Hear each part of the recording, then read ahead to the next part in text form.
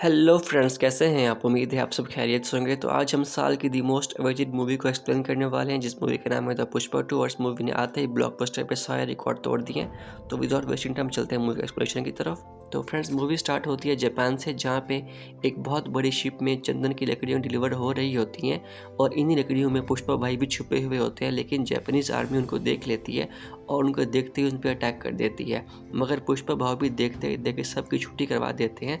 असल में ये जापानीज़ काफ़ी लंबे अरसे से पुष्पा भाव से माल तो ले रहे होते हैं, मगर उसको पेमेंट नहीं कर रहे होते। इसी कारण पुष्पा खुद यहाँ आया था लकड़ियों के साथ उन जापानियों को मज़ा चखाने, और इधर फाइट के दौरान ही उसको गोली लग जाती है और वह समंदर में जा गिरता है। बट ये सिर्फ पुष्पा का ख्वाब होता है, और जब वो उठता है तो अब वो बिल्कुल फिट होता है। और यहाँ पुष्पा अब सिंडिकेट का लीडर बन चुका होता है, और लाल चंदन की लकड़ियाँ की डिलीवरी कहाँ कहाँ किस एरिया में होनी है ये सब अब पुष्पा डील करता है। एक तरह से अब राज पुष्पा का ही था, मगर ताकत के साथ साथ उसने बहुत सारे दुश्मन भी पाल लिए थे, जिनकी लिस्ट में पहला नाम आता है भंवर सिंह शेखावत का, जो कि बेसिकली आईपीएस है। और हम सब जानते हैं कि पार्ट 1 में पुष्पा ने शेखावत के साथ क्या किया था। और अब वो इंतकाम की आग में इस कदर जल रहा होता है कि वो अपनी बेइज्जती का बदला लेने के लिए कुछ भी करने को तैयार होता है। यहाँ वो प्लान बनाता है, जैसे ही पुष्पा के लड़के जंगल में लाल चंदन काटने जाते हैं तो ये भी उनके साथ मजदूर बन के पहुँच जाता है। और जब वहाँ पहुँचता है तो बड़ी चालाकी से सब मजदूरों को अरेस्ट करवा देता है और पुलिस स्टेशन में लाकर उन सब मजदूरों को बहुत टॉर्चर करता है। मगर तभी वहाँ पुष्पा आ जाता है और तब तक शेखावत पुलिस स्टेशन से बाहर जा चुका होता है। पुष्पा यहाँ उन सब मज़दूरों में से सिर्फ सीनू के लिए आया था, क्योंकि आज उसकी शादी थी। मगर जब वो सीनू को देखता है तो उसको पता चलता है कि उसके ऊपर बहुत सारे मारपीट के निशान हैं, और ऐसे ही निशान वहाँ हर मज़दूर के ऊपर होते हैं, क्योंकि शेखावत ने बहुत बुरी तरह से सब मज़दूरों को मारा था।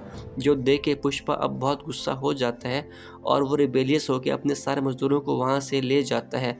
और जब पुलिस वाले उसको रोकने के लिए बढ़ते हैं तो पुष्पा पैसों से उनकी ज़ुबान बंद कर देता है। शेखावत जब पुलिस स्टेशन वापस आता है तो वहाँ कोई भी नहीं होता, और वो समझ जाता है कि ये सारी गेम पुष्पा ने खेली है। यह एक बात तो कन्फर्म थी कि पुष्पा भले ही सब इलीगल काम करता था, मगर वो अपने मज़दूरों का बहुत ख्याल रखता था और अपनी बीवी शिवल्ली से भी बहुत प्यार करता था। एक दिन शिवल्ली जब मंदिर जाती है तो पुष्पा का सौतेला भाई मुरली भी वहाँ आया होता है और उसको कहता है कि पुष्पा नाजायज़ औलाद है, उसका कोई सरनेम नहीं है, यानी कि वो उसको बेइज्जत कर रहा होता है। मगर मुरली की बेटी को पुष्पा और उसकी बीवी से बहुत लगाव होता है और वो उनको पसंद करती है, मगर मुरली अपनी बेटी को हमेशा उनसे दूर रखता है। अगले दिन पुष्पा सीएम के साथ मीटिंग पे जाता है, और यहाँ वो सीएम के साथ जब फोटो बनवाने लगता है तो सीएम उसको ये बोल के इनकार कर देता है कि जूती पाँव में ही अच्छी लगती है, हाथों में नहीं। और इसके अलावा वो शीरावली के बारे में भी बहुत बुरा भला कहता है, जिसके बारे में पुष्पा को बिल्कुल भी अच्छा नहीं लगता। और वो बाहर आकर सिद्धप्पा से पूछता है कि अगर आप सीएम होते तो क्या आप भी मेरे साथ ऐसा ही सलूक करते। और यह सिद्धप्पा उसको बोलता है कि तुम मेरे भाई की तरह हो, मैं चाहे जो भी बन जाऊं तुम्हारे साथ फ़ोटो ज़रूर खिंचवाऊंगा। और पुष्पा उसको ये बोल के वहाँ से चला जाता है कि बस अब सीएम बनने की तैयारी पकड़ो। और वो उसको सारा प्लान सुनाता है, बताता है कि उसकी अप्रोच अब इंटरनेशनल लेवल पे है, क्योंकि वो अब सिर्फ इंडिया में ही नहीं बल्कि इंडिया से बाहर भी बिजनेस करता है। अब पुष्पा विदेश में जाके एक बहुत बड़ी डील फाइनल करता है, जिसके बाद पुष्पा को अब 5,000 करोड़ मिलना होते हैं। और इस ऑर्डर को पे करने के लिए पुष्पा को अब लाल चंदन की हैवी अमाउंट चाहिए होती है। तो वो अब सिंडिकेट के सब मेंबर्स को बोलता है कि अब सारे एक्टिव हो जाओ, जितना भी हो सके मुझे लाल चंदन प्रोवाइड करो।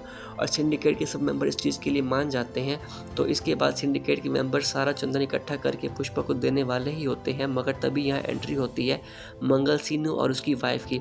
और जब उनको पुष्पा की इस डील के बारे में पता चलता है तो वो फ़ौरन ही शेखावत को इस बारे में इन्फॉर्म करते हैं और उसको बोलते हैं कि वो बाकी सब सिंडिकेट के मेंबर्स को डराए ताकि वो पुष्पा को चंदन प्रोवाइड ना करें, क्योंकि मंगल सिंह खुद सिंडिकेट का लीडर बनना चाहता होता है। सो वो किसी भी कीमत पे पुष्पा को हराना अपनी ज़रूरत समझता है। शेखावत ये सब पता चलते ही हर तरफ नाकाबंदी करवा देता है और चंदन से भरा हुआ एक ट्रक जब्त कर लेता है और उसको फ़ौरन ही आग लगा देता है।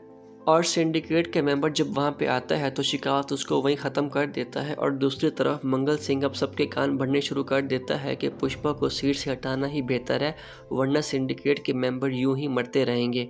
यहाँ से दप्पा अब मामला संभालने के लिए शिकावत से बोलता है कि पुष्पा तुमसे सबके सामने माफ़ी मांगेगा, मगर तुम्हें ये सब कुछ मारपीट ख़त्म करना होगी, जिस पर शिकावत मान जाता है। और यहाँ बहुत बड़ा जश्न रखा जाता है क्योंकि सब ये देखना चाहते थे कि पुष्पा कैसे माफ़ी मांगता है। और पुष्पा ये सब की भलाई के लिए शिकावत से माफ़ी मांग लेता है और पहली बार झुक जाता है। शिकावत इस सब से बहुत खुश होता है, इनफैक्ट उसकी आवाज़ रिकॉर्ड कर लेता है और वही सुनता रहता है। मगर पुष्पा को अब बहुत बुरा लग रहा होता है, वो शीशे में खुद को देख भी नहीं पा रहा होता है। उसको इतना गुस्सा आ रहा होता है कि वो वापस से पार्टी में जाता है।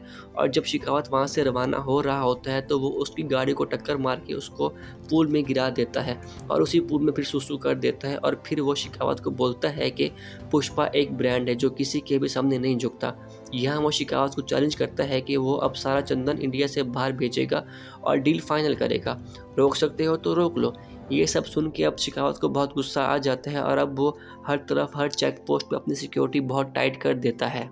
शिकावत चेक पोस्ट पे अपनी सारी सिक्योरिटी को लेके खड़ा होता है, मगर तभी उसको ब्रिज के नीचे नदी दिखाई देती है जो कि सूख चुकी होती है।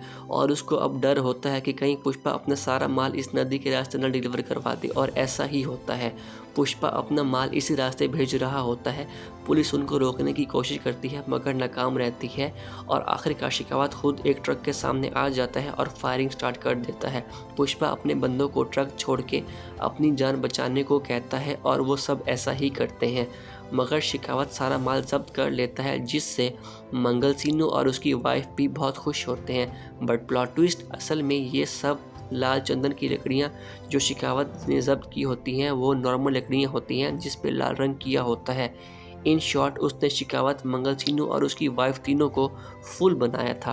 फिर पुष्पा जब अपनी फैमिली के साथ मंदिर जाता है तो सिरवल्ली वहाँ बेहोश हो जाती है। तो पुष्पा को पता चलता है कि अब वो बाप बनने वाला है और ये सुन के वो बहुत खुश होता है।